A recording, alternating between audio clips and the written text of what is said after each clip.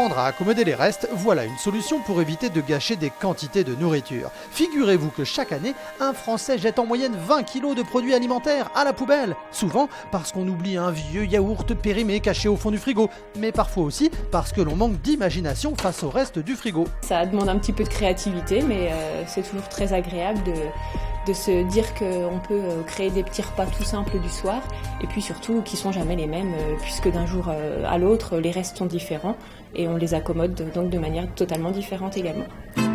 Que faire lorsqu'il reste une vieille courgette, quelques oignons, des fraises, un bout de fromage et 3 œufs Eh bien plein de choses en fait, ne jetez rien. Démonstration avec un professionnel estampillé anti-gâchis.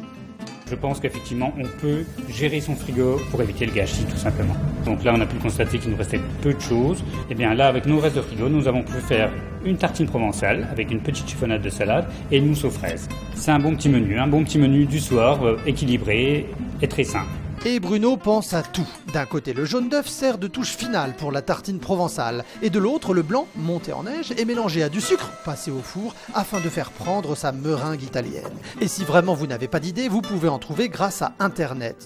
Sur certains sites de cuisine, il suffit de taper le nom des ingrédients qui traînent dans le frigo pour obtenir une recette originale. Ça permet de passer tout ce qu'on a dans le frigo, tout simplement. Et ça permet de ne pas passer à côté d'une bonne recette, comme cette mousse de fraises du chef que, personnellement, je vous conseille.